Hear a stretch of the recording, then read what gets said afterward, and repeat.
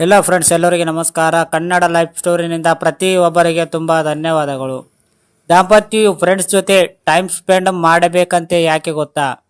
ವಿವಾಹವಾದ ಬಳಿಕದ ಜೀವನವನ್ನು ಸುಂದರವಾಗಿಸಬೇಕಾದರೆ ಆಗ ದಾಂಪತ್ಯವು ಸ್ನೇಹಿತರ ಬಳಗದೊಂದಿಗೆ ಇರಬೇಕು. ಪುರುಷರು ಮಹಿಳೆಯರಿಗೆ ವಿವಾಹಕ್ಕೆ ಮೊದಲು ಸ್ನೇಹಿತರ ದೊಡ್ಡ ಬಳಗವೇ ಇರುವುದು. ಮದುವೆ ಬಳಿಕ ಸ್ನೇಹಿತರ ಸಂಖ್ಯೆಯು ಕಡಿಮೆಯಾಗುತ್ತಾ ಹೋಗುವುದು. ಇದಕ್ಕೆ ವಿವಾಹವಾದ ಬಳಿಕ ಬರುವಂತಹ ಜವಾಬ್ದಾರಿಗಳು ಕೂಡ ಕಾರಣವಾಗಿರಬಹುದು.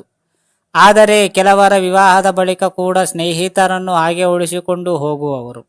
ಪತಿ ಹಾಗೂ ಪತ್ನಿಯ ಜೊತೆಯಾಗಿಯೇ ತಮ್ಮ ಸ್ನೇಹಿತರ ಜೊತೆಗೆ ಕಾಲ ಕಳೆಯುವರು. ಇದು ಒಳ್ಳೆಯ ವಿಚಾರ ಎಂದು ಅಧ್ಯಯನಗಳು ಹೇಳಿವೆ.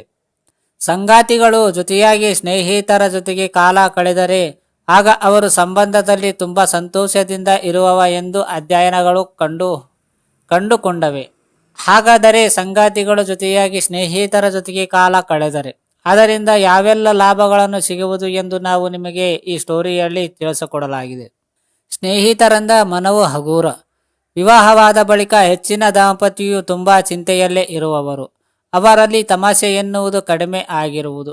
ಆದರೆ ಸ್ನೇಹಿತರ ಜೊತೆಗೆ ಕಾಲ ಕಳೆದರೆ ಆಗ ಮನವು ಹಗುರವಾಗುವುದು. ಇದರಿಂದ ಮನೆಯಲ್ಲಿ ಒಳ್ಳೆಯ ಪರಿಸ್ಥಿತಿ ನಿರ್ಮಾಣ ಮಾಡಬಹುದು. ಪ್ರತಿಯೊಂದು ಮನೆಯಲ್ಲಿ ತಮಾಷೆ ಇರಲೇಬೇಕು.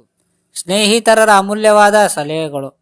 ಸ್ನೇಹಿತರು ಯಾವಾಗಲೂ ಬಾಂಧವ್ಯ, ಪ್ರೀತಿ ಮತ್ತು ಸಂಬಂಧವನ್ನು ಬಲಪಡಿಸುವವರು. ಸ್ನೇಹಿತರು ಯಾವಾಗಲೂ ಜೊತೆಯಾಗಿ ಇರಬೇಕು. ಈ ಎಲ್ಲ ಅಂಶಗಳನ್ನು ಒಂದು ಒಳ್ಳೆಯ ಸ್ನೇಹದಲ್ಲಿ ಇರುವುದು ಮತ್ತು ಇದು ಒಳ್ಳೆಯ ವಿವಾಹಕ್ಕೂ ಪೂರಕ್ಕೆ. ಸ್ನೇಹಿತರು ಭಾವನೆಗಳನ್ನು ಹಂಚಿಕೊಳ್ಳುವವರು ಮತ್ತು ಇದರಿಂದ ಬಾಂಧವ್ಯವು ಬೆಸೆಯುವುದು. ಸ್ನೇಹಿತರು ಜೀವನದ ಪ್ರಮುಖ ಅಂಗ.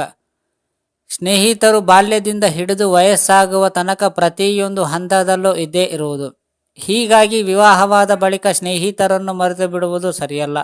ಒಳ್ಳೆಯ ಸ್ನೇಹಿತರನ್ನು ಜೊತೆಯಾಗಿಟ್ಟುಕೊಳ್ಳಬೇಕು. ಜೊತೆಯಾಗಿ ಸ್ನೇಹಿತರೊಂದಿಗೆ ಕಾಲ ಕಳೆದರೆ ಆಗ ಖಂಡಿತವಾಗಿಯೂ ಇದು ನೇರವಾಗುವುದು. ಸ್ನೇಹಿತರು ಕಷ್ಟ ಮತ್ತು ಸಂತೋಷದಲ್ಲಿ ಭಾಗಿಯಾಗಬೇಕು.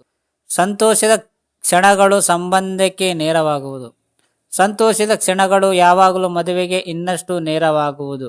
ದಾಂಪತ್ಯದಲ್ಲಿ ಸಂತೋಷದ ಕ್ಷಣಗಳೇ ಇಲ್ಲದೆ ಇರುವ ಕಾರಣದಿಂದಾಗಿ ಅದು ಬರುಡ ಭೂಮಿಯಂತೆ ಆಗುವುದು. ಸ್ನೇಹಿತರು ಜೊತೆಯಾಗಿ ಇದ್ದರೆ ಆಗ ಖಂಡಿತವಾಗಿಯೂ ಸಂತೋಷದ ಕ್ಷಣಗಳು ಬರುವುದು. ಇದು ಸಂಗಾತಿಗಳ ನಡುವಿನ ಬೇಸುಗೆ ಫಲಪಡಿಸುವುದು. ವಿವಾಹವಾಗಿರುವಂತಹ ಸ್ನೇಹಿತರ ಜೊತೆಗೆ ನೀವು ಸಮಯ ಕಳೆದರೆ ಆಗ ವೈವಾಹಿಕ ಸಂಬಂಧವನ್ನು ಇನ್ನಷ್ಟು ಬಲಗೊಳ್ಳುವ ಸಹಕಾರಿ.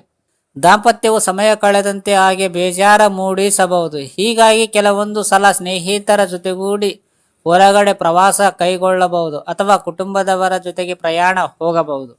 ಇದೆಲ್ಲವೂ ದಾಂಪತ್ಯದಲ್ಲಿ ಖುಷಿಯನ್ನು ಉಂಟು ಮಾಡುವುದು. ಅರ್ಥ ಆಯ್ತಾ ಫ್ರೆಂಡ್ಸ್? ಸ್ಟೋರಿ ಕೇಳಿದ ಪ್ರತಿಯೊಬ್ಬರಿಗೆ ತುಂಬ ಧನ್ಯವಾದಗಳು. Thank you so much.